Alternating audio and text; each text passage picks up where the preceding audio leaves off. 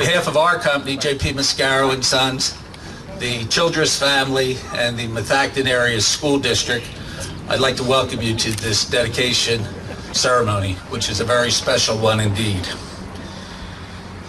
In honor of the memory and military service of Bobby Childress, we'll begin our dedication ceremony with the posting of the colors by members of the Montgomery County Disabled American Veterans, Chapter 25, and the Vietnam Veterans of America, Chapter 349. Could you all please rise, those of you who aren't standing already, and join in the Pledge of Allegiance.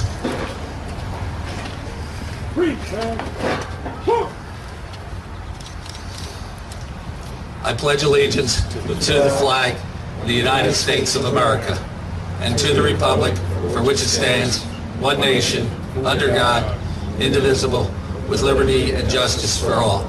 Please remain standing for the national anthem, which will be sung by N. Cameron Chandler.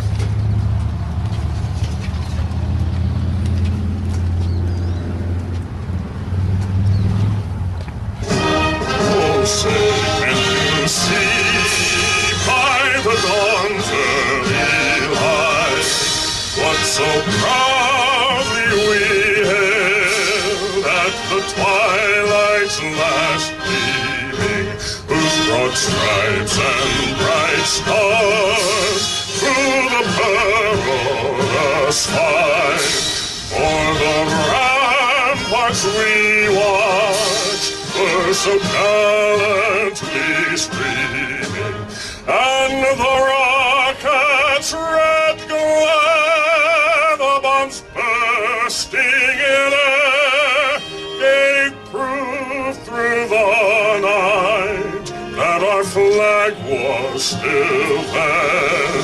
Oh, sailors, that star-spangled banner yet wave o'er the land of the free and the home of the brave.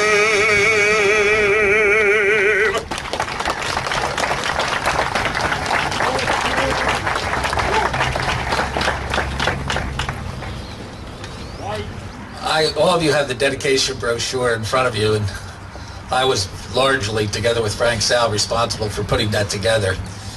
And someone approached me today and let me politely know that there's a big mistake in the brochure. His name is Jim Thompson. He's a 1965 graduate of Methacton, went to school with Bobby. He said you highlighted all of Bobby's athletic attributes and skills. You completely neglected his academics. So everyone should know Bobby finished 5th in his class in 1965, and he was a very good student. I'll point that out to this baseball team over here and say keep that in mind.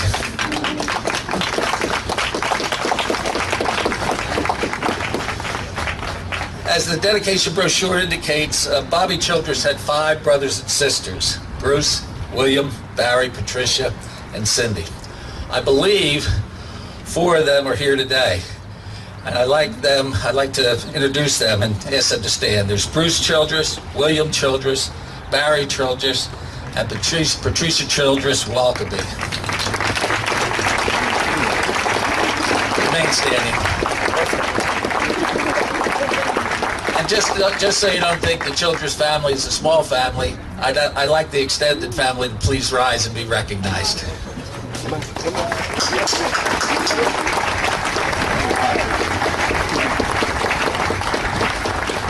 Thank you. You can be seated. This is a special day for not only Bobby, but also for his family, and we're extremely happy that each and every one of you could have been here. I might say it's long overdue, but at least we're here today doing it. He was a very special individual, and he deserves the recognition that he's getting and the memory that this field will forever have in this community under his name. What would a dedication ceremony be without speakers?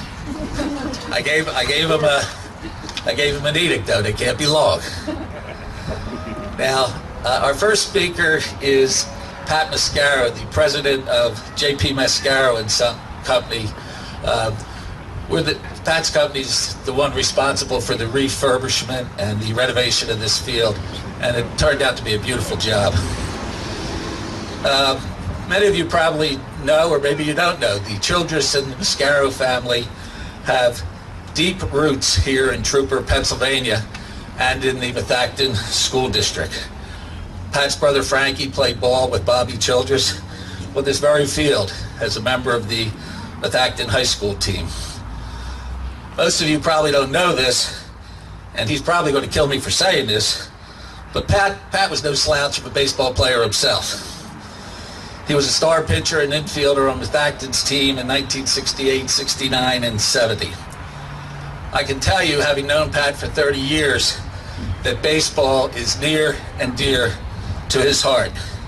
I can also tell you that this memorial project in honor of Bobby Childress is extremely, extremely special to him. Ladies and gentlemen, please welcome Pat Mascaro.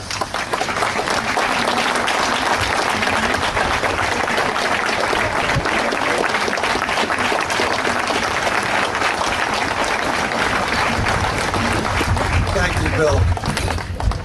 Today is a day to be grateful, appreciative, reflective, and commemorative. All four of those words are at the foundation of this project. We are grateful first and foremost to Robert Love Sr. He truly is the individual that sowed the first seed to make this day a reality. And we thank Mr. Love from the bottom of our hearts.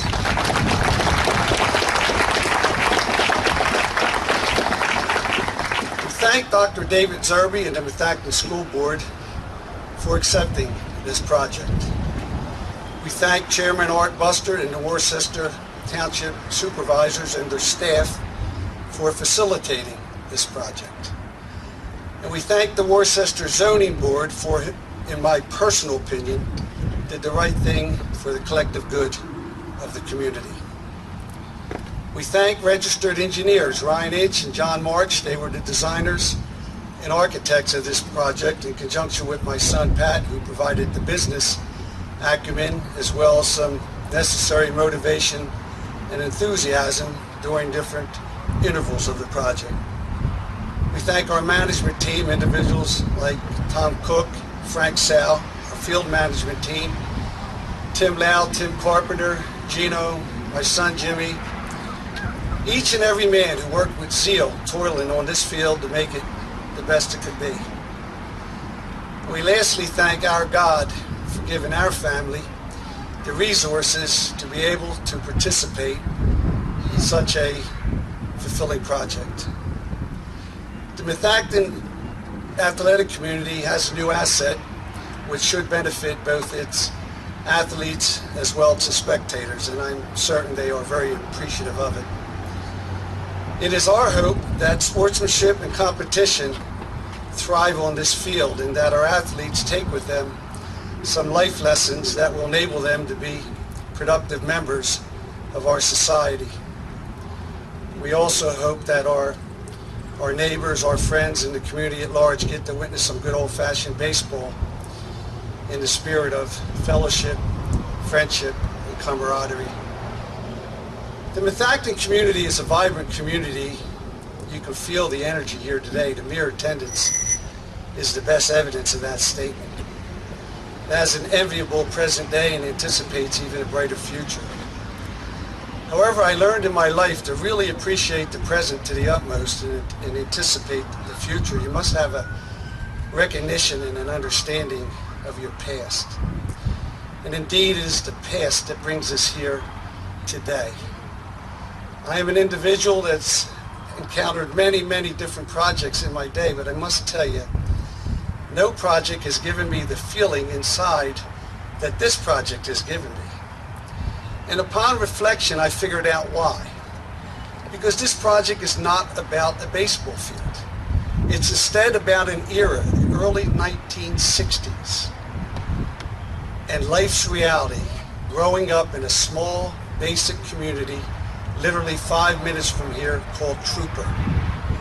A community where life friendships, long-standing friendships, and memories were forged, where lessons that were learned that you can't find in a textbook. This was our reality, and we had the good fortune, my brothers and myself and my sister, growing up in the community of Trooper. But more importantly, the family we come here to honor today and the individual we come here to commemorate and pay tribute to, they also were raised in Trooper. Home base for Mr. and Mrs. Childress and their 6 children, Patricia, William, Robert, Bruce, Barry, and Cindy, was number 2 Hollywood Avenue. Head down Park Avenue, left on Hollywood, number 2, stucco house on the right side. Across the street from our good friends, the Reese boys. Down the road from Buster Young, the Custers, Dewans, Lavertys, Wagners, Romanos.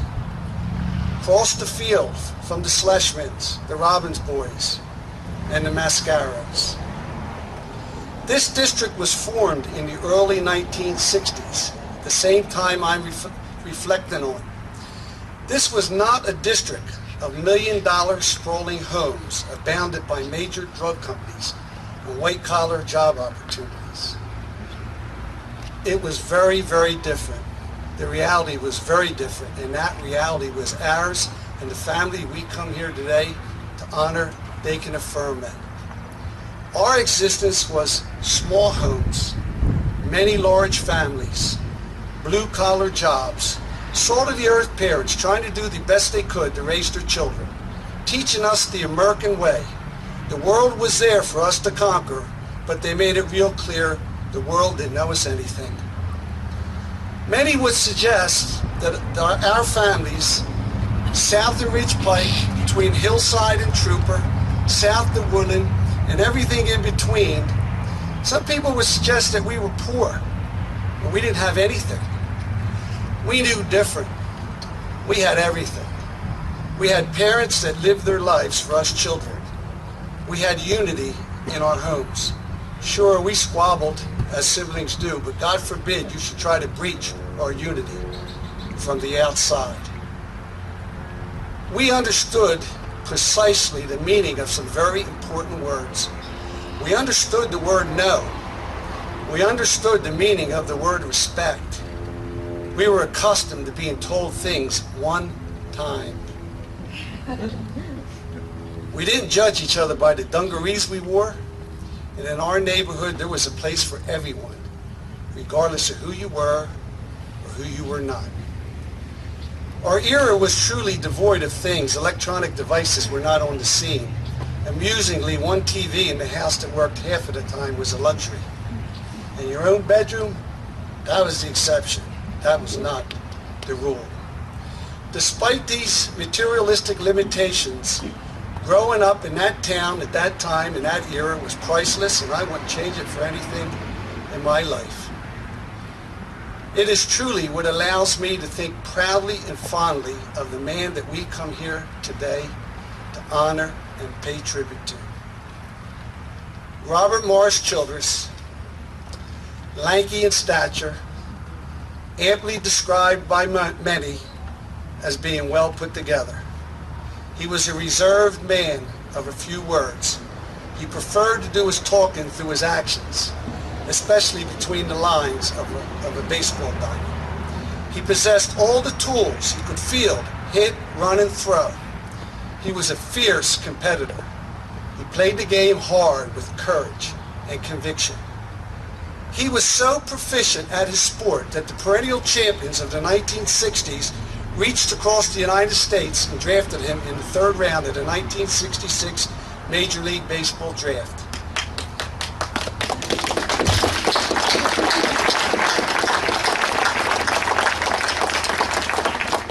He was the 52nd player picked overall in the draft, but incredibly, he was one of the first 17 drafted from high school.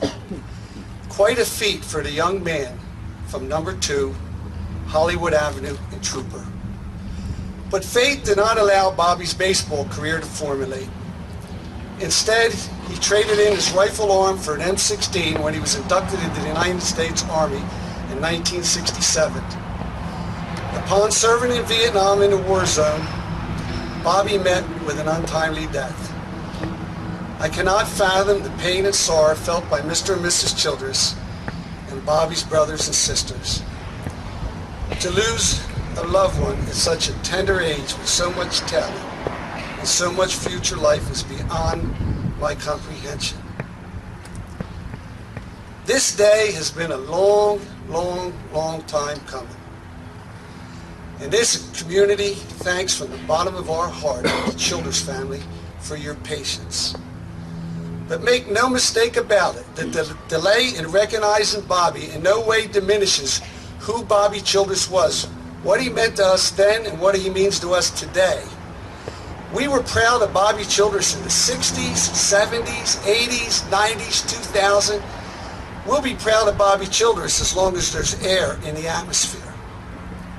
And it is my hope that every athlete that steps between the lines on this field, that they will play the game hard, with courage and conviction, in the spirit of Robert Morris Childress, the man affectionately known in the neighborhood as the Crowd.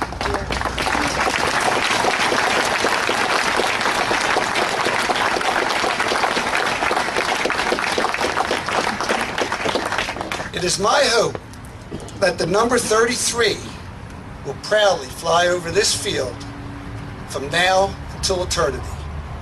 And it's my hope that Bobby's spirit permeates throughout this community. And it's also my hope that God gives goodness and well-being to this family, the Childress family, for today and generations to come. Because they represent the heart and soul of this community. They are the roots of this community. They are what's best about our life.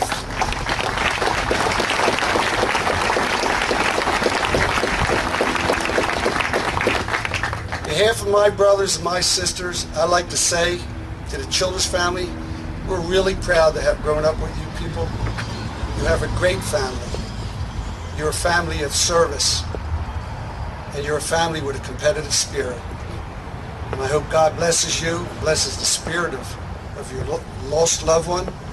And I ask God to bless everybody in this community. Thank you very much.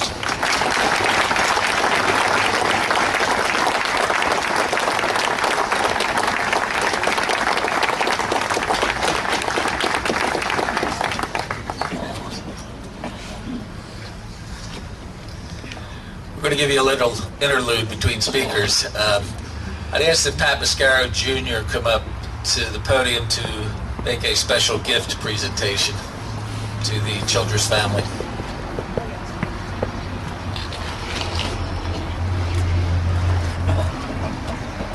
If Bobby's brothers and sisters that are here could come up and join me, that'd be great.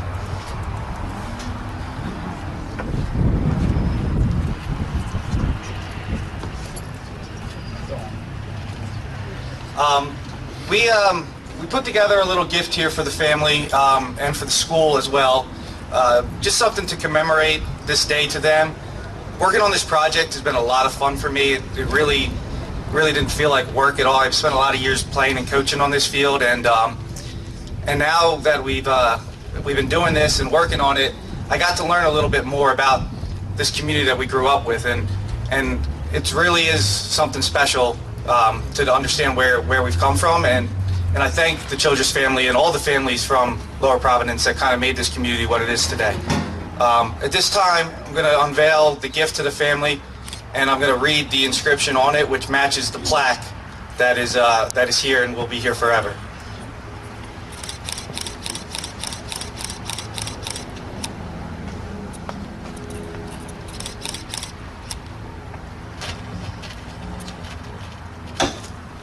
It reads, "This baseball field is dedicated to the memory of Robert Morris Childress, a young man who played for Methacton High School on this field with conviction, courage, and capability. He served our country with commitment, valor, honor in Vietnam, and paid the ultimate price. May his dedication to his sport and his country serve as an inspiration to our youth who can compete here in the future. He is sorely missed by his family and our community, but he will never be forgotten. A grateful community.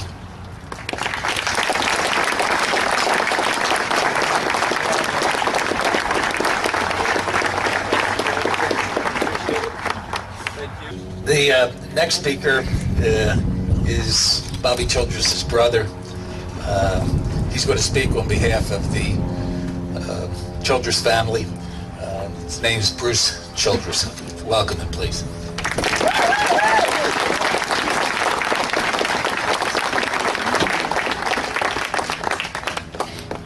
I broke it, that's all right. Well, take a good look. This is as dressed up as you will ever see me. This is probably more dressed up than I've ever been, so. Pat, thank you. Pat Mascara, Sr., thank you. That was excellent. What a speech. Probably stole 60% of what I was going to say, but I'll trudge on anyway. I'd like to welcome everybody. Thank you for coming. What a fantastic turnout. I can't believe it. Faces I haven't seen in literally in decades. It's so great to see you all. Thank you for coming to this event. It's very big to us, the Childress family. Such a beautiful day. It's almost beyond description. As you heard, we grew up in Trooper, 2 Hollywood Avenue, and the thing about that area, as Pat pointed out so appropriately, there wasn't much money around, but there was a lot of kids around. There were so many kids. Hollywood Avenue had a dozen guys that I could hang out with. Glenwood, and not far away. Just really, a good stone throw away. You gotta have a good arm, but Belmont and Clearfield and Rogers Road. There were tons of guys that we got together with, and one of the big things we always did was play sports. That's what we did. That's when we got kicked out of the house and told not to come back until food was going to be served. We found something to do, and it was play sports. We played a lot of baseball. And we got together almost daily to play baseball. And it's a word out to you young people, and you probably have heard this over and over and over. We never had computers. We never had iPhones or iPads. The best eyes we had were right here. And that's what we used. Those eyes. My brother was a very good athlete. And that's putting it mildly. He loved baseball. He played football. He wrestled. As a matter of fact, he was an outstanding wrestler. He was a good football player, I admit that. But he was an outstanding wrestler. His senior year, he was undefeated. Nobody seems to remember that, but I do. And the one thing I remember about him a lot is that he and I, being brothers, probably the closest, is that we wrestled. I can remember clearing the living room of a coffee table, and he and I going at it, banging and smashing, and next thing you know, my mother came running and screaming at us and throwing us out of the house. And I have to say, I learned how to wrestle from the bottom very well, having known him. His undefeated record remains intact, even after wrestling me. Even by my junior year, I was bigger than him, and I still couldn't beat him. So I have a lot of respect for him, who he was, and what he did. Now, as you heard, he was an outstanding baseball player. He played varsity baseball his sophomore, junior, and senior year. He had the skills, as Pat pointed out. He had an arm like a shotgun. He could throw a ball across the baseball field and put it, into the tennis courts. He just had great skills, good hitter, great glove, speed. I tried to race the guy. I couldn't beat him. I could not beat him. So, lots of great things to say about him. As was pointed out, he's drafted by the Dodgers in late 1965. In February of 66, he went down for the tryouts in Florida with the Dodgers. He came back with some great stories about the competition. And again, this is a word to the wise, to the young. He made it very clear that the people who get drafted to the baseball teams, these are the best people in the country. These people can run and throw and catch and hit. And he said he felt mediocre among some of these people, that they were so good. I can remember him telling me a story about batting against a veteran pitcher, a Dodger veteran pitcher. The name escapes me, big left-handed guy. He stood there and these pitches came at him at over 95 miles an hour. And he was just blown away by this. And everybody down there, all the pitchers down there, are throwing at 90, 92, 95, 97. So he made a real point of talking about, if you ever teach young people sports, practice, practice, practice. If your coach says it, your parents say it, it's because they know what they're talking about. Practice, practice, practice. Unfortunately, as was also pointed out, in the fall of 1967, he was drafted into the Army. He went to boot camp, I believe it was in Texas, since he was drafted over the wintertime. And I remember him coming back in the spring. He came home for a couple of days, well, maybe a week or so. And that's the picture of him when he came home that's on your brochures. As far as I know, that's the last picture ever taken of him. He went back to the Army. He went to Vietnam in either very late May or early June. And unfortunately, as you heard, on July 26th in 1968, he was killed in Vietnam, in action in Vietnam.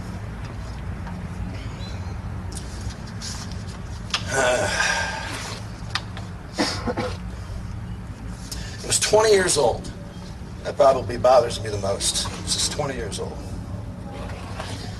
So this field, it's important in more ways than just remembering my brother. That's what it's about, remembering him, who he was, what he did, what he represented.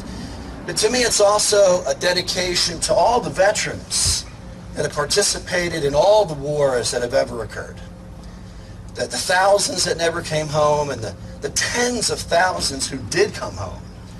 Our thanks go out to you. And this field, to me, is part of that thanks.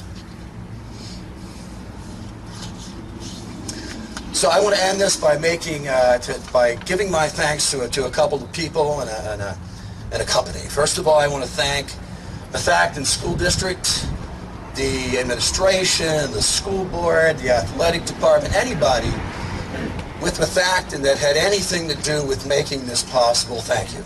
We appreciate it, believe me. Yes.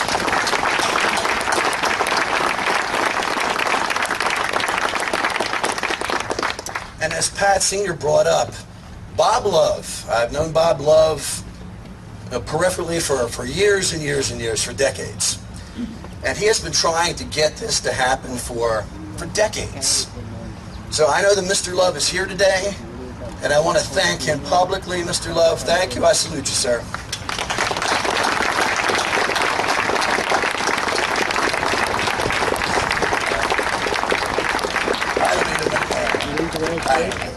Last and certainly not least, the corporation, the company that did this, put out literally more than $210,000 to redo this field, a brand new, the fence, the scoreboard, the dugouts, the underground drainage field, all redone, a new infield, a beautiful job, literally a stadium. Semi-pro teams would be proud to play here. It's a beautiful job. Thank you very much to the Mascaro JP, Mascaro and Sons Corporation for all you've done, for the money you put out, the time you put in, the effort you put in. It's just fantastic. Please, let's give them a hand.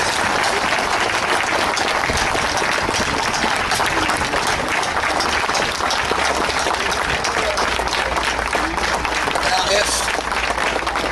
if we can get the Mascaro brothers up here, please. I know Pat is here. I know Mike is here. Please get up here. Is Lou here? If Lou's here, get up here. Is Joe here? Am I missing anybody?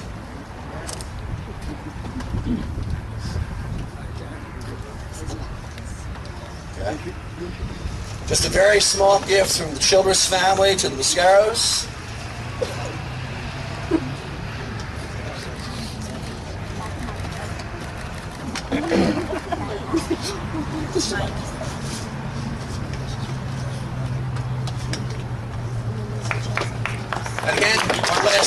thank you all for coming. We appreciate that you got to come to the meetings. Thank you.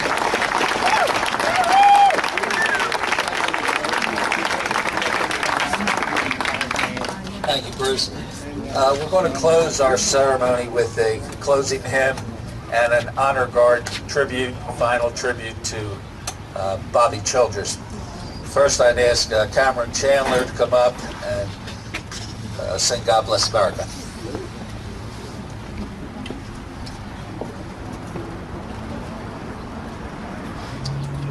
If you will, stand and join me in the singing. God bless America.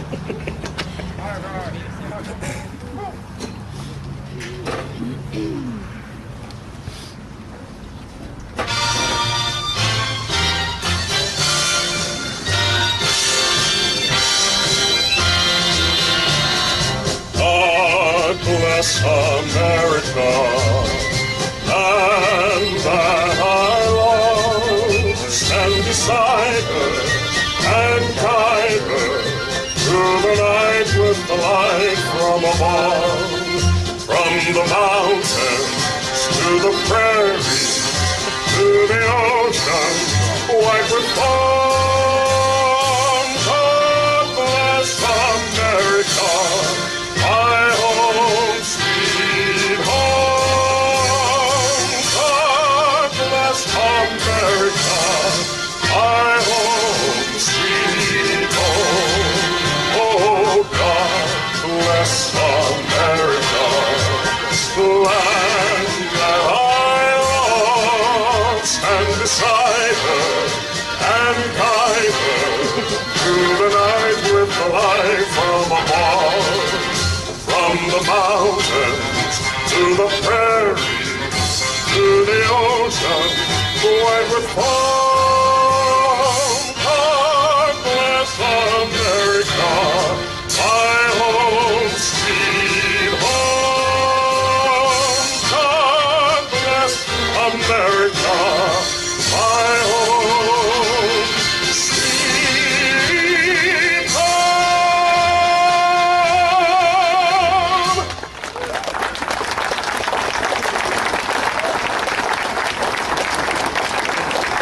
Thank you, Cameron. Can you please remain standing? The honor guard's going to pay final tribute to Bobby with a 21-gun salute and the playing of taps.